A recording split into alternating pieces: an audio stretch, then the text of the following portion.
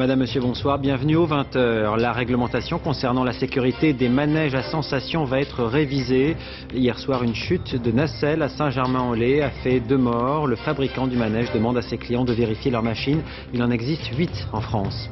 J'ai le droit d'avoir des amis, la petite phrase est de Nicolas Sarkozy. Le président français s'est expliqué tout à l'heure sur les conditions de la location de sa résidence d'été aux États-Unis. Heureux dénouement sur l'île de la Réunion, le jeune garçon enlevé vendredi a été libéré sain et sauf. Le gourou de la secte qui l'avait kidnappé a lui été arrêté avec une quinzaine de ses adeptes.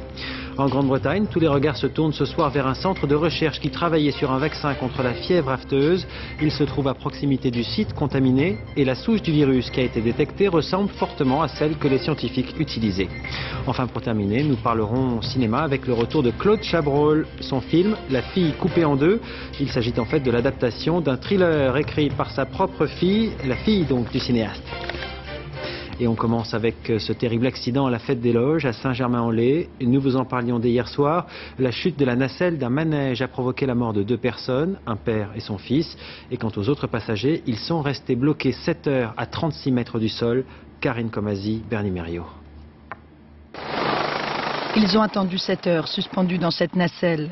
Après avoir vu 36 mètres plus bas, les passagers de l'autre nacelle s'écraser contre le sol.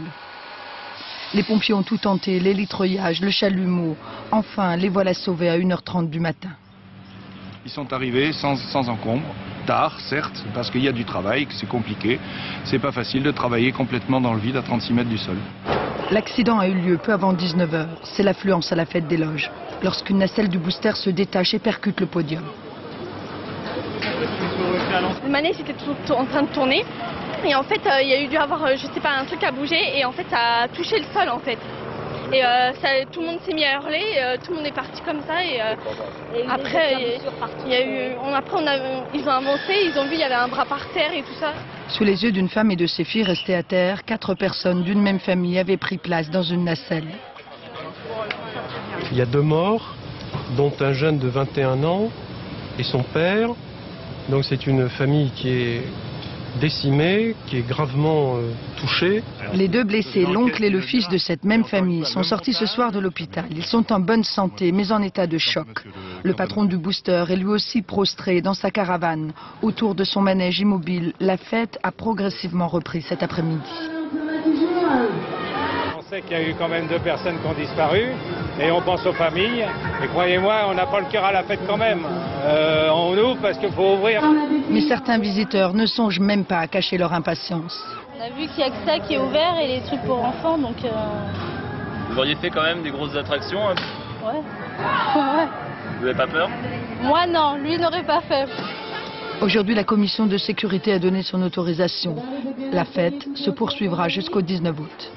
Alors que s'est-il passé exactement? Le booster avait été vérifié par une commission de sécurité, mais ce type de commission ne s'intéresse qu'au montage du manège. Or le problème ici pourrait venir de la structure elle-même.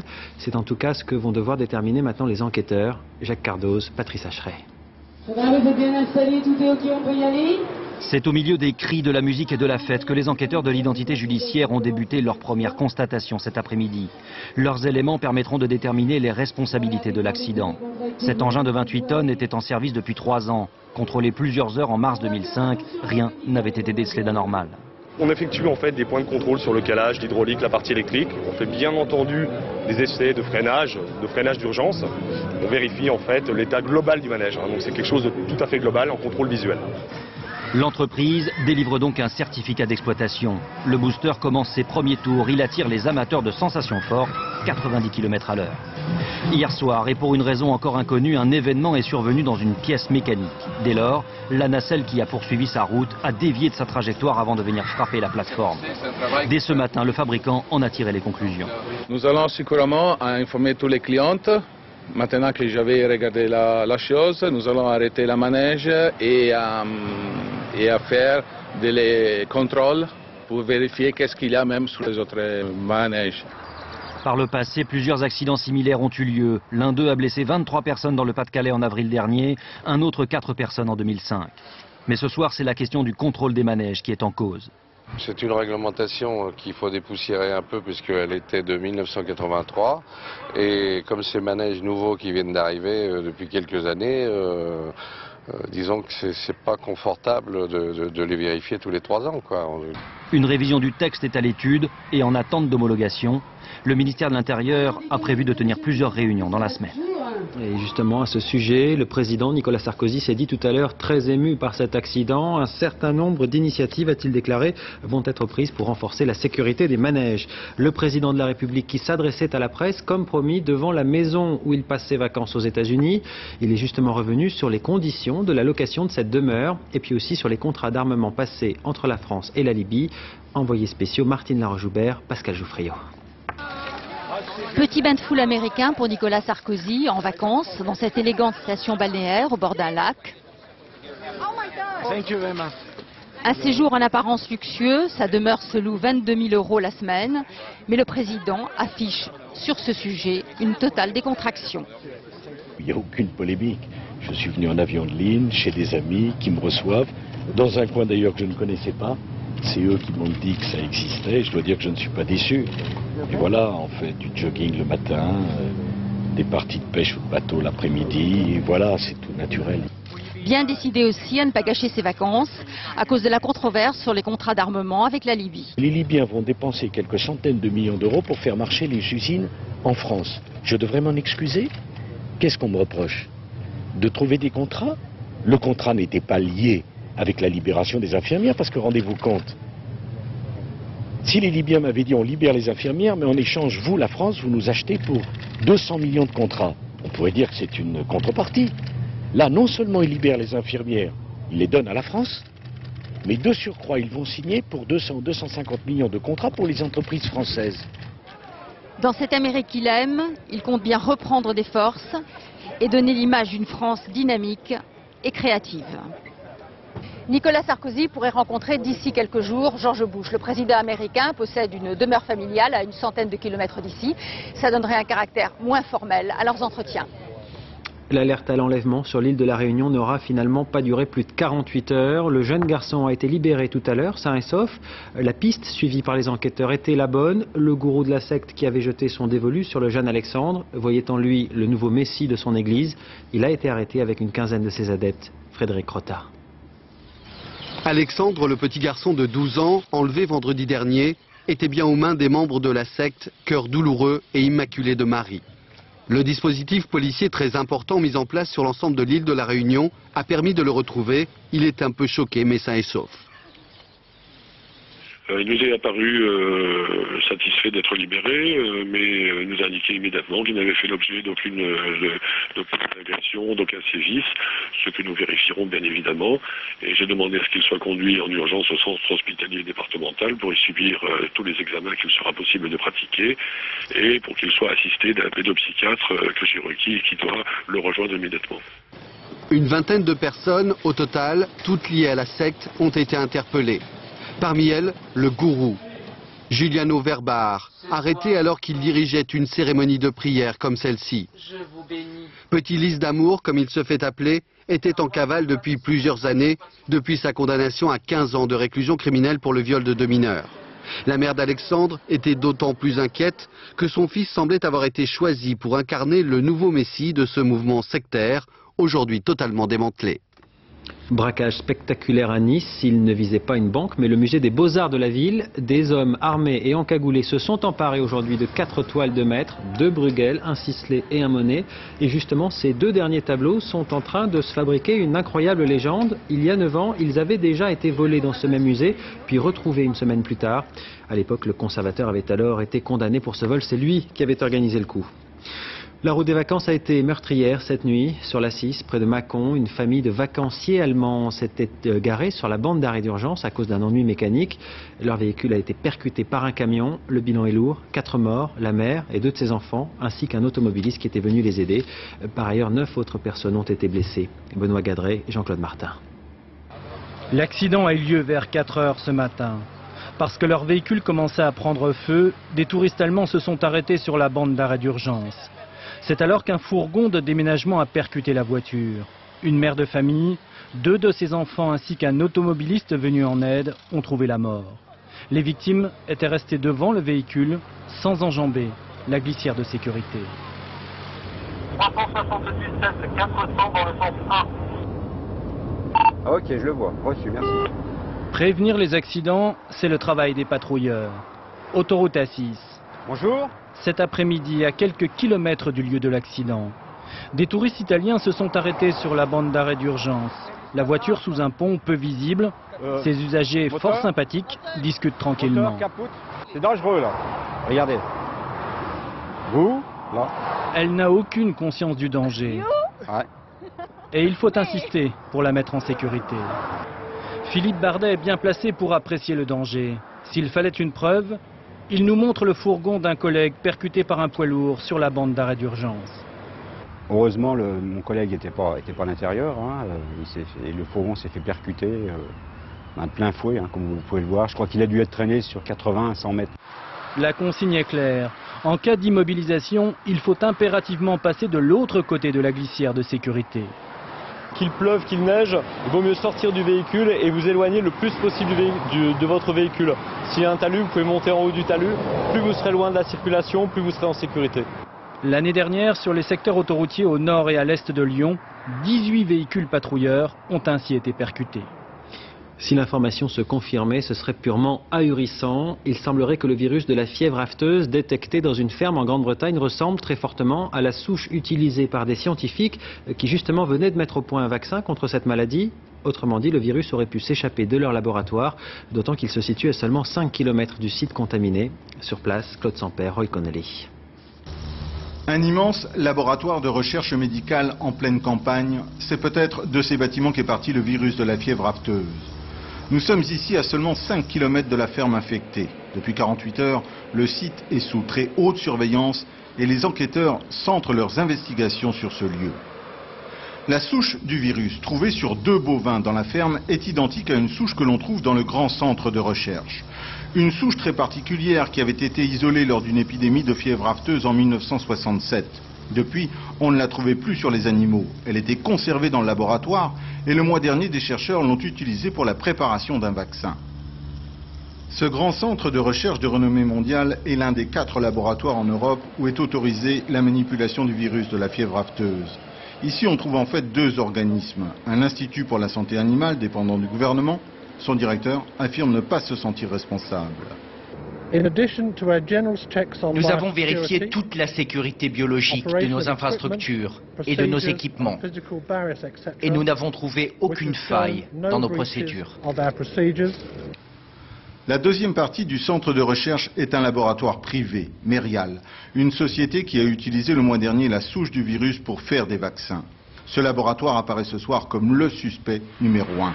Par mesure de précaution, la société a suspendu la production des vaccins.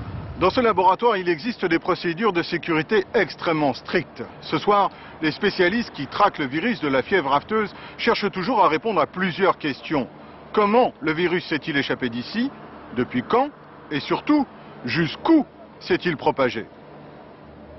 Et en France, ce dimanche, toutes les foires agricoles ont été annulées. Nous vous le disions hier, les rassemblements de bétail sont interdits jusqu'à nouvel ordre, tout comme l'importation de viande britannique, au nom du principe de précaution.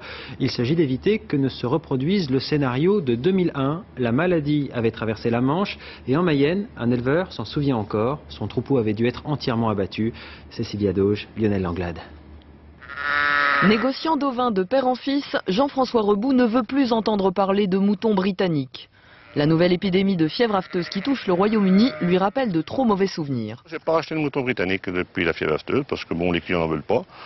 Et puis je suis vacciné. Je ne pense pas qu'il va y avoir la fièvre afteuse en France. Je ne pense pas parce que bon, les contrôles sont quand même bien faits et puis les services vétérinaires sont intransigeants.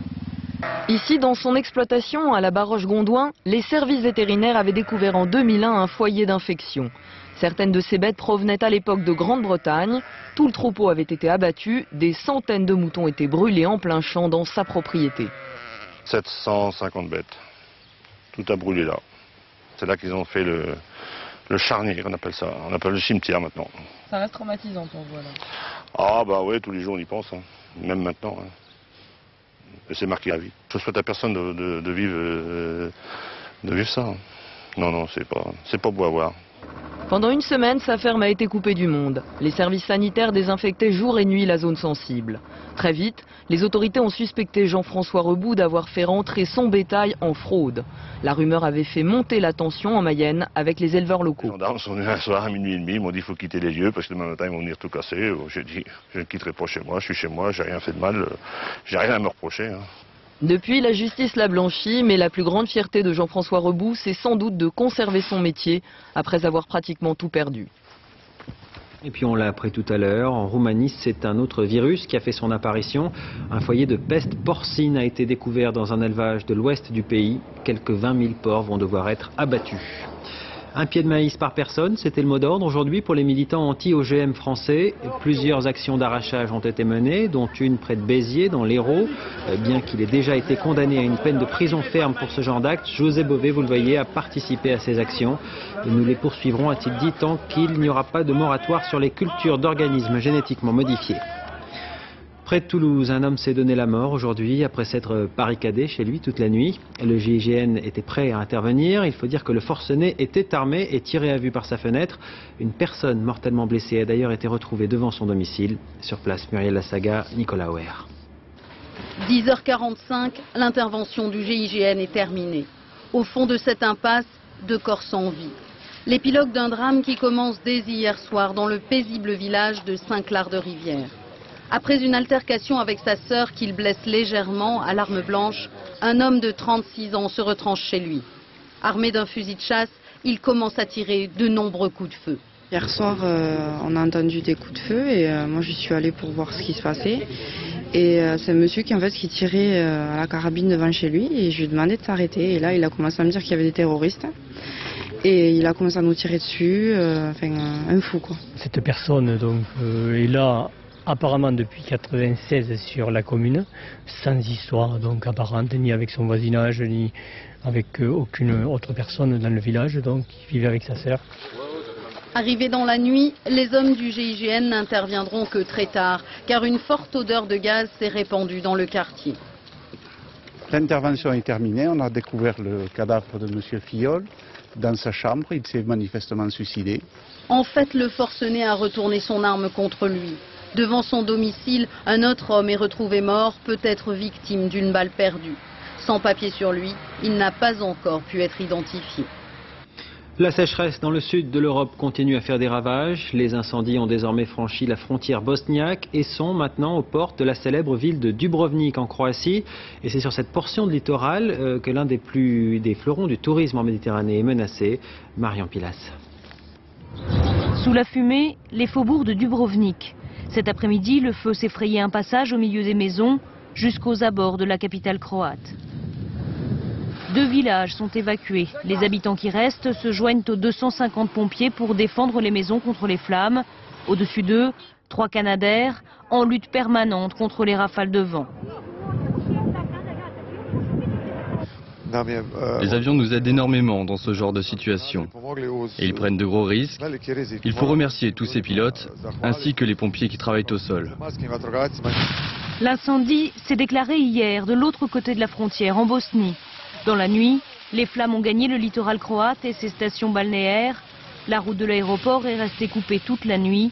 Une dizaine de touristes ont été évacués pour quelques heures. Jamais des élections législatives partielles n'avaient été autant surveillées au Liban. Dans 2 circonscriptions, les chrétiens votaient aujourd'hui pour remplacer 2 députés récemment assassinés, dont Pierre Gemayel. On se souvient que sa mort avait provoqué d'immenses manifestations à Beyrouth en novembre dernier. Et c'est donc dans un contexte particulièrement tendu que les électeurs se sont rendus aux urnes. 3000 policiers et soldats avaient été mobilisés. Non loin de là, en Israël, c'était une bien mauvaise journée pour le gouvernement aujourd'hui. Des milliers de rescapés de la Shoah ont manifesté contre les autorités accusées de les laisser mourir dans la misère et l'indifférence générale. Pour toute pension, le gouvernement leur propose 15 € par mois. Or, ils seraient 60 000 sous le seuil de pauvreté. À Jérusalem, Dorothée Olyric, Mossi Harmon. Désolé d'avoir survécu, l'Holocauste n'est pas fini, les slogans sont violents à dessein. Ils sont plusieurs milliers dans la rue avec leur colère en bandoulière. Ils protestent contre la pension de 15 € proposée par le gouvernement pour les plus indigents des survivants de l'Holocauste. Je vois tous les vendredis après-midi, quand les marchés ferment, des gens qui sont là avec des numéros sur le bras, qui cherchent des tomates pourries par terre. Les gens qui rangent déjà leurs marchandises, leur donnent un petit paquet en plastique avec dedans quelques fruits, un petit peu de pain. Ces gens-là ont passé vraiment l'enfer sur terre. Sophie n'est pas allée à la manifestation, pas la force, à 82 ans. Nous l'avons rencontrée ce matin. Elle revenait du marché. J'ai acheté du fromage de chèvre, des yogourts et des œufs. La vie est chère en Israël? Terriblement. Par pudeur, Sophie ne veut pas montrer son visage. Une façon peut-être de cacher sa pauvreté, sa retraite de 300 € par mois et sa vie misérable de rescapée de l'Holocauste. Quelle a été votre réaction à l'annonce de cette aide sociale de 15 € à peine? J'ai cru que je me trompais tout simplement, que j'avais mal lu, j'ai cherché mes lunettes d'ailleurs. Je dis toujours que la prochaine fois que je reviendrai sur cette terre, mais je reviendrai pas en Israël, c'est tout. Elle ne fait pas beaucoup de bruit, Sophie. Elle est révoltée mais digne. Et c'est pour des gens comme elle que la manifestation a eu lieu aujourd'hui à Jérusalem. Le Premier ministre a d'ores et déjà abandonné son projet de donner 15 € supplémentaires mensuels aux rescapés de la Shoah. Mais si les gens sont venus ici aujourd'hui très massivement, c'est pour augmenter le prix de cette pension, le prix pour eux de la dignité. Il y a des métiers qu'on ne soupçonne parfois pas du tout. Celui-ci en est un, ramasseur de poussière d'étoiles. Ce n'est pas une blague, c'est même un travail très sérieux. Il est indispensable pour comprendre notre univers. Mais comment fait-on pour remplir une telle mission? La réponse avec Agnès Monteux et Mathieu Nivendowski. Concordia, base antarctique du bout du monde. Pour y accéder, il faut compter 12 jours de trajet sur ce continent de glace grand comme 28 fois la France, dans des conditions extrêmes jusqu'à moins 80 degrés. Ces scientifiques français ont affronté tout ça pour récupérer des poussières. Mais pas n'importe lesquelles. Des poussières extraterrestres, prisonnières de glace, qu'ils vont ensuite faire fondre pour les récupérer. Ce laboratoire de terrain est confiné pour éviter les mélanges avec nos poussières terrestres. 30 000 tonnes de ces minuscules grains tombent tous les ans sur Terre, mais ici, au centre de l'Antarctique, loin des vents des côtes et des pollutions, les poussières se déposent et restent intactes, protégées des glaces. Les grains sont emprisonnés dans une matrice qui est très légère et qui est très protectrice. Ils ne voient jamais l'eau. Donc en fait, on a des grains qui sont extrêmement protégés, qui sont très peu altérés. C'est probablement un des endroits sur Terre où il y a le moins d'altération terrestre. À leur entrée dans l'atmosphère, ces poussières extraterrestres vont se noircir, brûler, ce qui permet de les reconnaître. Les voici grossis 6000 fois. Débris d'astéroïdes ou de comètes, ils racontent l'histoire de notre univers, présent avant la formation des planètes. Depuis 4,5 milliards d'années, ils sont restés intacts, ils n'ont pas été transformés. Donc ça nous donne en fait la matière première de la formation des planètes. Chercher l'infiniment petit pour remonter le temps et comprendre l'infiniment grand. Les chercheurs sont aujourd'hui persuadés que c'est dans les glaces du pôle Sud qu'ils trouveront le secret de l'origine de l'univers. Un peu moins loin dans le ciel, on va parler de pluie maintenant. Écoutez bien ce chiffre, c'est un record. Au Havre, il a plu pendant le mois de juillet, pas moins de 21 jours. Du jamais vu. Autant dire que ce week-end, le premier week-end de beau temps de la saison, a été particulièrement apprécié là-bas. Reportage Romain Messi, Laurent Desbois. Bien sûr, certains diront que les gens du Nord sont toujours blancs, comme des cachets d'aspirine. Mais là, franchement, le soleil ne les a pas aidés. C'était horrible au niveau du temps, vraiment un temps pas du tout de saison, mais ça s'améliore heureusement. On n'a que de la pluie, du vent, tout, donc ouais c'est vrai, je pense qu'on a un été bien pourri par rapport aux autres années quoi. En juillet, Le Havre a battu un triste record. 21 jours de pluie recensés par Météo France, une température moyenne de 19 degrés. De mémoire de baigneur, on n'a jamais vu ça. Sur toute la côte normande, l'automne s'étire depuis le mois de mai. Alors pour ce premier vrai week-end estival, c'était la foule des grands jours. On a l'impression avec la météo qui a fait au mois de juillet que c'est le premier week-end des vacances. Oui, c'est sûr ça. On en profite là, justement. Parce qu'à mon avis, ça va pas durer. Mais bon. Certes, Le Havre n'est pas la première destination touristique de France. Mais qui dit été pourri, dit plage vide et terrasses souvent désertées. On n'a jamais vu ça au Havre, avoir une saison aussi catastrophique. En termes de chiffres, je pense que ça sera plus médiocre que les années précédentes. Les bateaux de plaisance, eux, ont plus connu le port du Havre que l'air du grand large. 40% de circulation en moins à cause du mauvais temps et les courageux ne sont pas franchement heureux. 3 semaines vraiment 3 semaines avec le chauffage à bord. De l'eau tous les jours. Donc il y a mieux. Ah, il y a beaucoup mieux, voilà tout de suite par contre. Il y a beaucoup mieux, oui. Qu'ils en profitent, soleil et bronzage. Mardi, c'est retour de la pluie et 18 degrés au thermomètre. Un vrai temps de saison. Et il n'y a pas eu de soleil en revanche aujourd'hui pour le grand rendez-vous du surf junior à Cap-Breton. Les exploits dans les vagues n'en restent pas moins impressionnants, d'autant que les champions en compétition ont entre 12 et 16 ans. Ils comptent parmi les meilleurs surfeurs du monde. Jean-François Fierret, Marine Massin. Ils ont déjà dans le regard la détermination des grands compétiteurs. À 12 ans à peine, ils ont la dégaine des pros, le matériel des pros. Mais savent-ils aussi surfer comme des pros ?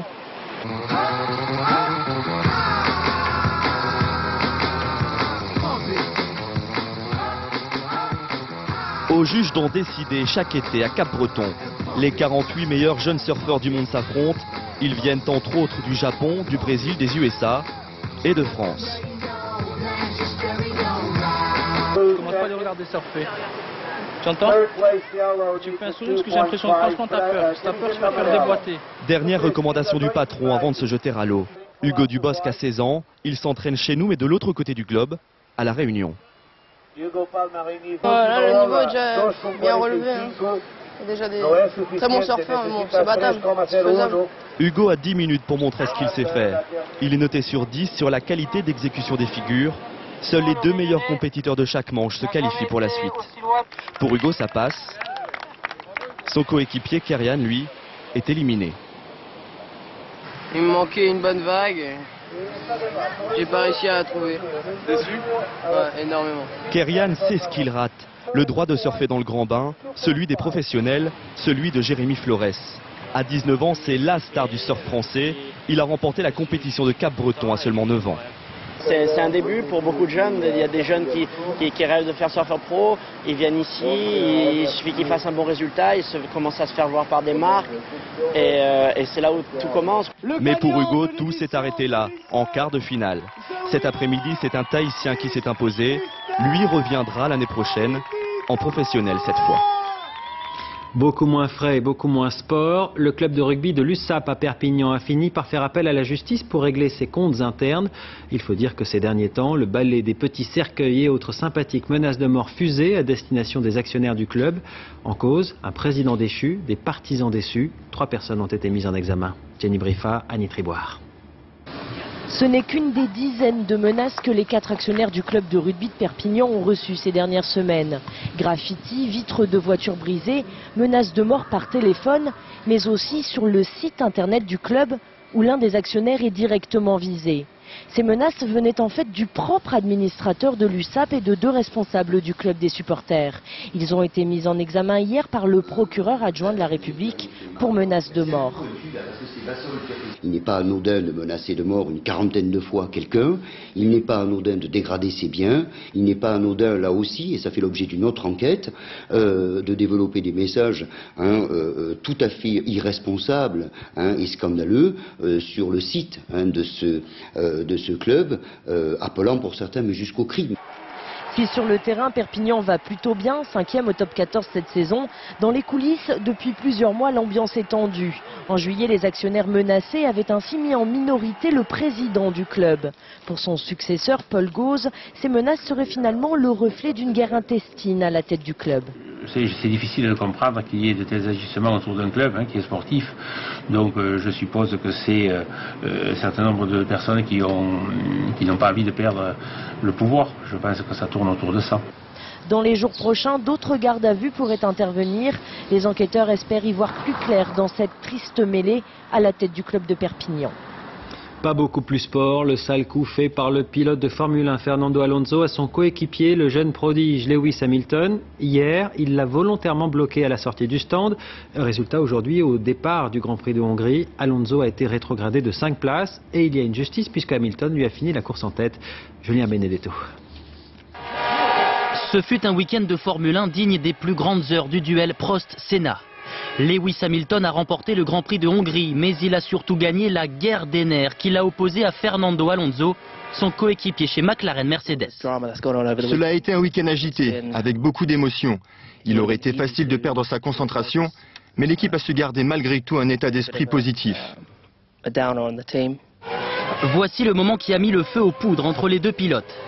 Peu avant la fin des essais hier, Alonso et Hamilton s'arrêtent au stand au même moment. Malgré le signal de départ clairement donné par un des mécaniciens, l'Espagnol reste au point mort pendant 10 bonnes secondes et bloque le jeune Anglais derrière lui. Un peu plus d'une minute plus tard, Alonso chipe la pole position à son jeune rival, qui n'a pas eu le temps d'effectuer un dernier tour de piste. Colère du patron de l'écurie et ambiance surréaliste en conférence de presse. Alonso fait le fier, Hamilton juste à côté de lui affiche un petit sourire narquois qui n'a échappé à personne. Sanctionné pour comportement antisportif, Alonso rétrograde à la 6e place de la ligne de départ aujourd'hui. Il termine finalement 4e d'un Grand Prix dominé de bout en bout par son ami Lewis Hamilton. Épilogue d'un week-end torride entre les deux hommes. Et dire que McLaren s'était récemment inspiré de leur rivalité dans un spot publicitaire. On appelle ça l'humour anglais. En football, l'image du jour, c'est celle de ce magnifique but de Florent Malouda face à Manchester. L'ancien Lyonnais évolue désormais sous les couleurs du club anglais de Chelsea qui ne doit pas regretter ce soir son acquisition. Cela dit, ce but n'a pas permis à son équipe de décrocher la victoire. Manchester l'a finalement emporté au tir au but. C'est un esprit de concorde qui anime le festival interceltique de Lorient. Concorde entre tous les peuples celtes. Une dizaine de nationalités sont représentées, mais toutes manient à merveille le biniou et la cornemuse. 60 000 spectateurs sont venus admirer le grand défilé aujourd'hui. Éric Pinault, Michel Hiver.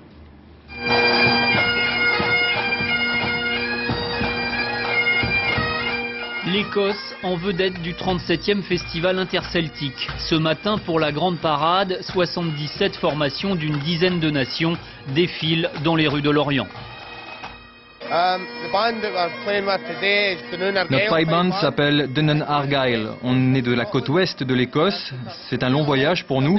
Plus d'une journée, mais on est très heureux d'être ici. Les 70 000 spectateurs sont heureux, eux aussi, aux premières loges, pour entendre sonner les pipe bands et les bagadous. Le bagad de Llanbiwé ouvre la marche pour son 55e anniversaire. Ah oui, le bagad de Llanbiwé sont au top, quoi. Tout le temps, ça fait... Ils sont vraiment bien, quoi. Quand il y a la musique qui démarre, ça fait quelque chose dans le cœur, on ressent les vibrations. Des vibrations qui gagnent toute la ville en soirée. Ils ont en commun leur culture celte. Des musiciens de toute l'Europe investissent les terrasses. Parmi eux, le groupe polonais Shannon.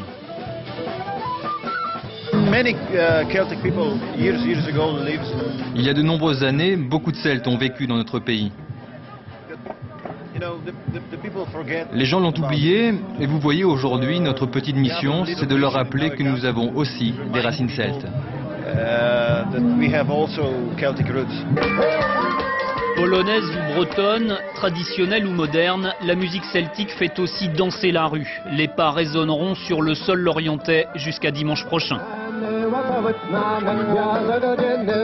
Cinéma avec la sortie en salle mercredi du dernier film de Claude Chabrol, La fille coupée en deux. Et justement, c'est sa propre fille qui a écrit cette histoire. C'est un polar adapté d'un fait divers américain où l'on parle d'amour mortel et de mari jaloux. Et vous allez voir que le cinéaste s'est particulièrement impliqué dans sa direction d'acteur. Marie Jojoin, Abdelzbouyesh. Comme ça? Comme ça, Chacha? Non, ce n'est pas comme ça du tout qu'il le veut, le baiser, Claude Chabrol. Âme sensible, rassurez-vous, ce n'est que de la direction d'acteur. Alors? Ah, c'est ça que tu veux? C'était bon, François.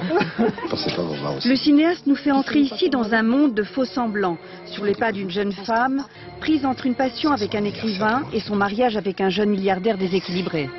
Ne dis pas que tu es vicieux. Ne dis pas que tu es pervers. Pour montrer la perversité, il ne s'agit pas de montrer des culs.